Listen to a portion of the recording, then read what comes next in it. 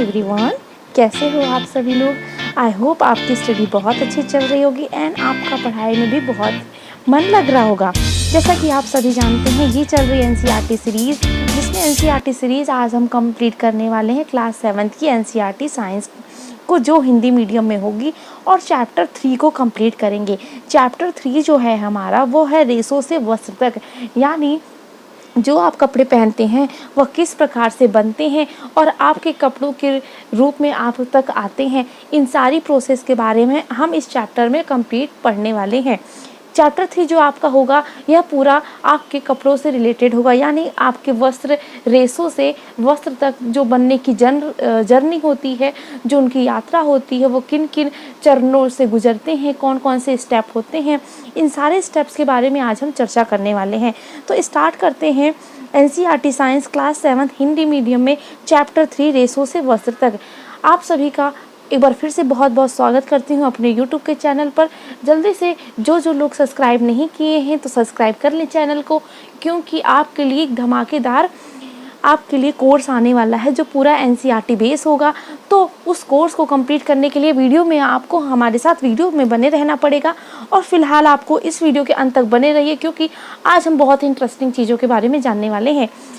क्योंकि आप जो कपड़े पहनते हैं वो कैसे बनते हैं, ये जानना बहुत ही इंटरेस्टिंग है। तो जिन लोगों को ये इंटरेस्टिंग भरी बातें सुनने का विचार आ रहा है, तो वो हमारे साथ वीडियो में बने रहेंगे। वीडियो को जल्दी से लाइक कर लीजिए और शेयर भी कर लीजिए अपने दोस्तों में, छोटे भाई बहनों में, क्योंकि वीडियो बहुत ही इम्पोर्टेंट और आपके लिए बहुत ही यूज़फुल होने वाला है। आपके लिए सिर्फ ये सिलेबस का पार्ट नहीं है, आपके लिए पर्सनली आपका जो नॉलेज होता है, आप अपने उस नॉलेज को बढ़ाने के लिए भी इस वीडियो का उपयोग करिए। और जल्दी से इसको चैनल को शेयर करिए, चैनल को सब्सक्राइब करिए, वीडियो को शेयर कर लीजिए और लाइक कर लीजिए। तो कक्षा 6 में आपने पादपों यानी पादप, मैंने पहले भी क्लासेस में बताया है, जब हम पादप का पोषण पढ़ रहे थे कि पादप यानी होता है पौधे। तो जो कक्षा 6 में आपने पादपों से प्राप्त होने वाले कुछ रेशे, यानी रेशों को हम फाइबर कहते हैं, से के बारे में पढ़ा। ठीक है, आपने यह भी पढ़ा कि ऊन और जो रेशम के रेशे होते हैं वो जंतुओं से प्राप्त होते हैं। जंतुओं से प्राप्त किए जाने वाले रेशों को जांतव रेशे कहते हैं। जंतुओं से प्राप्त किए जाने वाले रेशे को क्या कहते हैं? जांतव रेशे कहते हैं। जंतुओं से प्राप्त होने वाले रेशे को हम क्या कहते हैं? जांतव रेशे कहते हैं। ऊन के रेशे फाइबर भेड़ अथवा याक के बालों से प्राप्त किए जाते हैं। अब जो ऊन के रेशे होते हैं वो फाइबर भेड़ अथवा याक के बालों से प्राप्त किए जाते हैं। रेशम के फाइबर रेशम कीट के कोकून से प्राप्त होता है। अब जो रेशम के फाइबर होते हैं वो रेशम कीट के कोकून से प्राप्त किए जाते हैं, यानी जिसको आप कहते हैं सिल्क। ठीक है, तो सिल्क जो होता है वो सिल्क के फाइबर यानी रेशम के जो कीट होते हैं, एक स्पेशल प्रकार के एक अलग प्रकार के कीट होते हैं जिन्हें कोकून कहते हैं, उनसे प्राप्त होता है क्या? रेशम। तो हमने क्या जाना कि जो जंतुओं से प्राप्त रेशे होते हैं उन्हें जांतव रेशे कहते हैं। जो ऊन के रेशे और फाइबर होते हैं भेड़ अथवा याक के बालों से प्राप्त किए जाते हैं, और जो रेशम होता है यानी जो सिल्क होता है वह रेशम के कीट कोकून से प्राप्त होता है। अब क्या आप ये जानते हैं कि भेड़ के शरीर के किस भाग से फाइबर मिलता है? अब आप सभी लोग बताइए, जो भेड़ होती है उसके किस भाग से फाइबर मिलता है, यानी हमें रेशे मिलते हैं। ठीक है, क्या आप जानते हैं इन रेशों को ऊन में कैसे परिवर्तित करते हैं? ठीक है, जिन्हें हम स्वेटर बुनने के लिए बाजार से खरीदते हैं। क्या आपको जानकारी है कि रेशम के फाइबर से रेशम कैसे बनाया जाता है, जिससे साड़ियाँ बुनी जाती हैं? इस अध्याय में हम ऐसे कुछ प्रश्नों के बारे में जानने का प्रयास करेंगे। तो आपको समझ में आया, जो चैप्टर 3 है क्लास 7 एनसीईआरटी साइंस की, वो चैप्टर 3 किस बारे में है कि हमने जानना है इस चैप्टर में कि जो हम स्वेटर पहनते हैं और उस स्वेटर को बुनने के लिए जो ऊन लेकर आते हैं वह कहाँ से प्राप्त होता है। जो जंतुओं में प्राप्त रेशे होते हैं उनको क्या कहते हैं? और किन किन जंतुओं से प्राप्त होता है, और जो ऊन के रेशे भेड़ अथवा याक से प्राप्त होते हैं वो कैसे दिखते हैं, और जो रेशम होता है यानी जो सिल्क होता है वह किस प्रकार के कीड़ों से यानी किस प्रकार के कीट से हमें प्राप्त होता है। इन सारी चीज़ों के बारे में आज हम इस चैप्टर में जानने वाले हैं, जो कि बहुत ही इंटरेस्टिंग होने वाला है। तो वीडियो को स्किप करके मत देखिएगा, क्योंकि वीडियो बहुत इंटरेस्टिंग होने वाला है। एक एक चीज़ों को ध्यान से पढ़िएगा, समझिएगा, ठीक है। आगे बढ़े। अब जानतव रेशे, अभी मैंने बताया था कि जो रेशे जंतुओं से प्राप्त होते हैं उन्हें जानतव रेशे कहते हैं। जानतव रेशे ऊन और रेशम के बारे में पढ़ेंगे। जानतव रेशे ऊन और रेशम के बारे में पढ़ेंगे, ठीक है। अब सबसे पहला आता है ऊन। ऊन जो हमारे स्वेटर बुनने के काम आता है। जब हमें ठंड लगती है तो याद करिए, हम स्वेटर यानी ऊन से बुना हुआ स्वेटर पहनते हैं और उस ठंड से बचते हैं। बहुत सारे बच्चों की जो ग्रैंड मदर होंगी वो उनके लिए स्वेटर बनाती होंगी। तो मुझे कमेंट सेक्शन में लिख के बताइए कितने लोग अपनी ग्रैंड मदर के हाथों का स्वेटर पहनते हैं, ठीक है। भेड़, बकरी, याक और कुछ अन्य जंतुओं से ऊन प्राप्त होता है। अब जो ऊन किससे किससे प्राप्त होता है? भेड़, बकरी, याक और कुछ अन्य भी जंतु होते हैं जिनसे हमें ऊन प्राप्त होता है।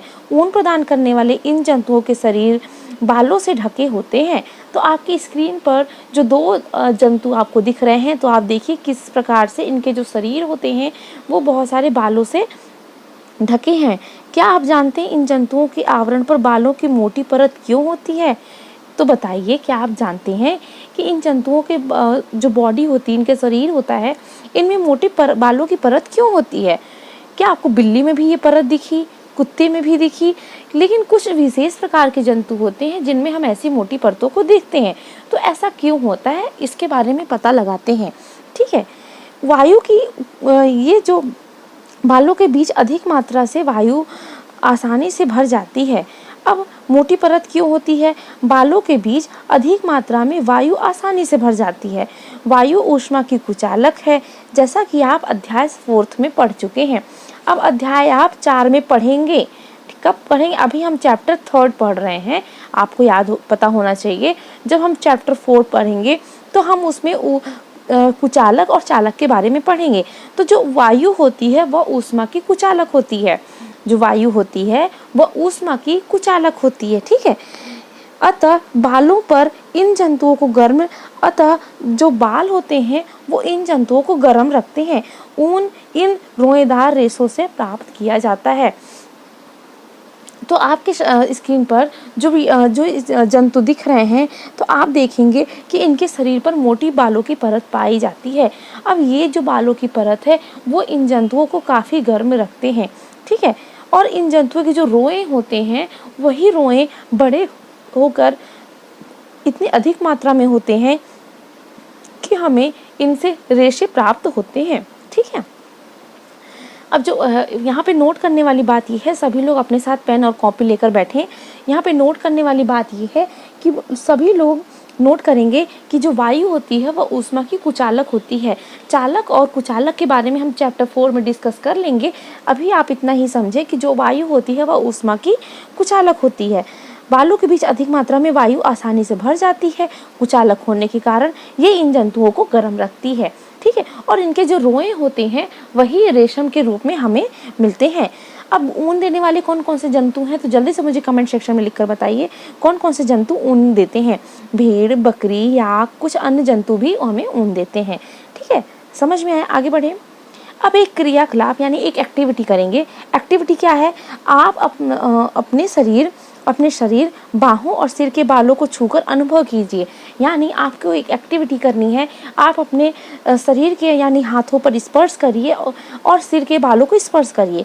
क्या आपको उनमें कोई अंतर लगता है? ठीक है, आप मुझे बताइए कि क्या आपको कोई अंतर लग रहा है?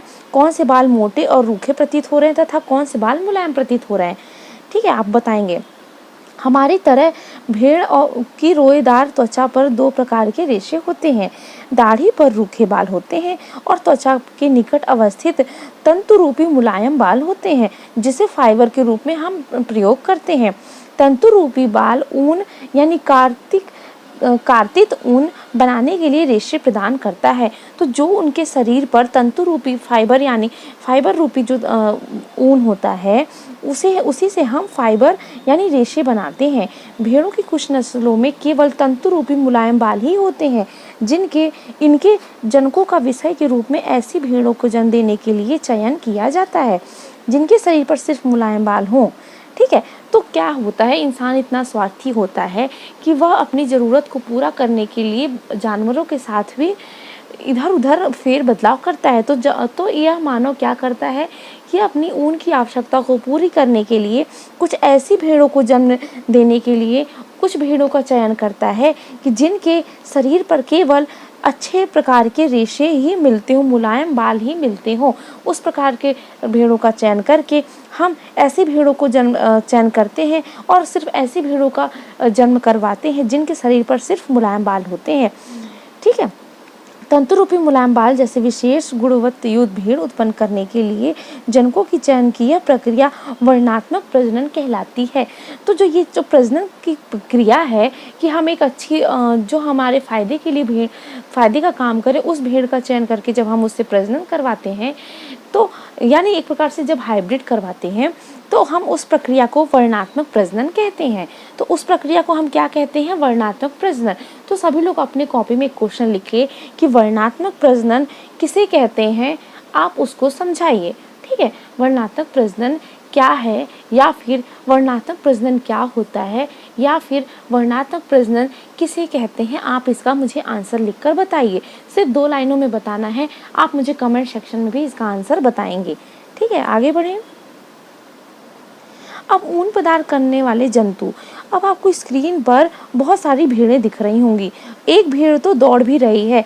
तो बताइए कितने लोग स्क्रीन में जैसे भेड़ परेशान हो रही है वैसे कितने लोग परेशान होते हैं। बेचारी भेड़ बहुत ज़्यादा परेशान है क्योंकि उसके बॉडी के सारे ऊन सभी मानव ले लेते हैं। ठीक है, हाथों पर तो ऊन ही नहीं बचे हैं। तो कुछ भेड़ें भाग भी रही हैं कि हमारा ऊन मत लो। देखते हैं क्या बोल रही हैं ये लोग। ऊन प्रदान करने वाले जंतु। हमारे देश में विभिन्न भागों में भेड़ों की अनेक नस्लें पाई जाती हैं।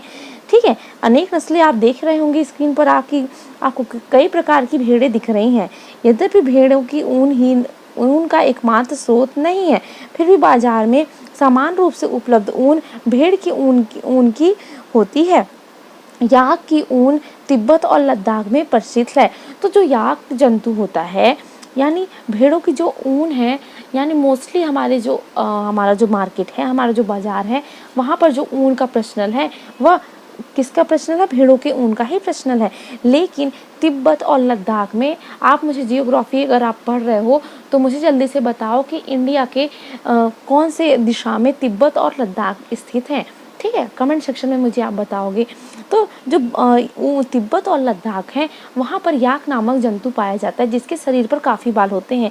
आपने पिछले अभी जो मैंने 2 जंतुओं के फ़ोटो दिखाए थे, आपको जो स्क्रीन पर वीडियो चल रहा है तो आप देखेंगे ऊपर वाली भेड़ है और नीचे वाली जंतु को हम याक कहते हैं। तो आपको याक देखिए समझ में आया कौन है याक। तो याक जो है, जो याक का ऊन होता है वह सिर्फ तिब्बत और लद्दाख में ही प्रचलित है। ठीक है, समझ में आया, आगे बढ़े।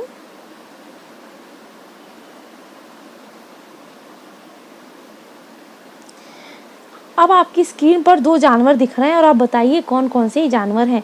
दक्षिण अमेरिका में पाए जाने वाले लामा और एल्पेका से भी ऊन प्राप्त होता है। एल्पेका कौन सा पक्षी है? तो बताइए जो आपके दक्षिण अमेरिका में पाए जाने वाले लामा कौन सा जंतु है? आप मुझे गैस करके बताइए। तो मैं बताती हूँ, वाइट वाला जो है वह लामा है और जो ब्राउन वाला आपकी स्क्रीन पर दिख रहा है वह एल्पेका है। ठीक है, एल्पेका है। तो बताइए मुझे आपको कौन सा ज़्यादा प्यारा लग रहा है? जल्दी से कमेंट सेक्शन में लिख के बताइए कि दक्षिण अमेरिका में पाए जाने वाले लामा और एल्पेका में से आपको सबसे प्यारा कौन सा लग रहा है। तो आपकी जानकारी के लिए बता दिया जाए कि लामा और एल्पेका भी आपको ऊन देते हैं। आप देख पा रहे होंगे कि आपकी स्क्रीन पर जो जंतु हैं इनके शरीर पर भी काफ़ी ज़्यादा रोएं यानी बाल हैं जो हमें रेशे के रूप में प्राप्त होते हैं। ठीक है, जो हम रेशे के रूप में इनका उपयोग करते हैं। दोनों जंतु के शरीर पर काफ़ी ज़्यादा बाल होने के कारण हम इनका उपयोग अपने स्वार्थ के लिए यानी अपने रेशे के लिए करते हैं। तो लामा और एल्पैका जो हैं वह दक्षिण अमेरिका में पाए जाते हैं। ठीक है, दक्षिण अमेरिका में इनसे ही ऊन प्राप्त होता है।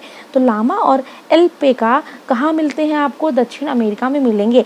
तो अगर क्वेश्चन पूछ दिया जाए कि लामा और एल्पैका आपको किस भाग के जानवर हैं, यानी किस जगह पर ऊन देने वाले जंतु हैं, तो आप बताएंगे। अगर आपको ऑप्शन दे दिया जाए भारत, दक्षिण अमेरिका, उत्तर अमेरिका, दक्षिण अफ्रीका या फिर यूरोप, तो आप बताएंगे यह दक्षिण अमेरिका में पाए जाने वाले जंतु हैं जिनसे हम ऊन प्राप्त करते हैं, और लामा और एल्पैका उनका नाम है। ठीक है, तो आपको मैं 2 क्वेश्चन देती हूँ। सबसे पहले आप लिखकर बताएंगे कि लद्दाख और तिब्बत में कौन से जंतुओं से ऊन प्राप्त किया जाता है। एंड सेकंड क्वेश्चन इज़ कि दक्षिण अमेरिका में पाए जाने वाले उन जंतुओं का नाम बताइए जिनसे हम ऊन प्राप्त करते हैं। आप दोनों के आंसर मुझे कमेंट सेक्शन में फटाक से लिख के बताओ, तभी क्लास आगे बढ़ेगी। ठीक है, चलिए आगे बढ़ते हैं। आप लोग क्वेश्चन लिख लेना। और अब स्क्रीन पर ये कौन चिल्ला रहा है? ऐसे कितने लोग चिल्लाते हैं अपने घर में? जल्दी से मुझे बताओ। तो बकरी के बालों से भी ऊन प्राप्त किया जाता है। तो आपकी इन्फॉर्मेशन के लिए एक और नई नॉलेज है कि बकरी जो होती है, जो हमेशा मैं बोलती रहती है, ठीक है, स्क्रीन पर बोल भी रही है, हालांकि अभी उसकी आवाज़ सुनाई नहीं दे रही है आपको, लेकिन वो बोल रही है। तो बकरी के ऊन बालों से भी ऊन प्राप्त किया जाता है। अंगोरा ऊन को अंगोरा नस्ल की बकरियों से प्राप्त किया जाता है। तो एक बहुत ही फेमस ऊन की क्वालिटी है जो अंगोरा ऊन के नाम से फेमस है। ये अंगोरा ऊन अंगोरा नस्ल की बकरियों से भी अंगोरा नस्ल की बकरियों से ही मिलता है, जो जम्मू कश्मीर के पहाड़ी क्षेत्रों में पाई जाती हैं। तो मैंने अभी बताया कुछ देर पहले कि तिब्बत और लद्दाख में किस जंतुओं से ऊन मिलता है। दूसरा, जम्मू कश्मीर की पहाड़ियों में कौन से जम्मू कश्मीर के पहाड़ी क्षेत्रों में किस जंतु से ऊन प्राप्त किया जाता है। कश्मीरी बकरी की त्वचा के निकट मुलायम बाल फर होते हैं, यानी जो कश्मीरी बकरियां होती हैं। अब कश्मीरी बकरियों के जो बॉडी पर, शरीर पर मुलायम बाल क्यों होते हैं? क्योंकि कश्मीर में ठंड अधिक पड़ने के कारण वहाँ के जो जंतु होते हैं वह अधिक रोएदार होते हैं, क्योंकि उनको गर्म रखने के लिए वो रोए काम आते हैं। इसलिए कश्मीरी यानी ठंडी जगहों पे जितने भी जंतु होंगे वह आपको रोएदार ही दिखेंगे। तो जो कश्मीरी बकरियां होती हैं उनके त्वचा के निकट मुलायम बाल फर जैसे होते हैं।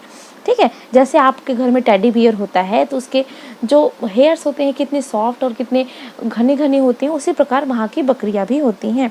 इनसे बेहतरीन शॉल बनाई जाती है। अब इनसे एक बेहतरीन शॉल बनाई जाती है जिन्हें क्या बोलते हैं? पश्मीना शॉलें कहते हैं। तो एक विशेष प्रकार की अंगोरा ऊन से जो शॉल बनाई जाती है कश्मीर में, उसे पश्मीना शॉल कहते हैं। एक बहुत ही अच्छी क्वालिटी की शॉल होती है, आपको ठंड में बहुत ही गर्म करती है।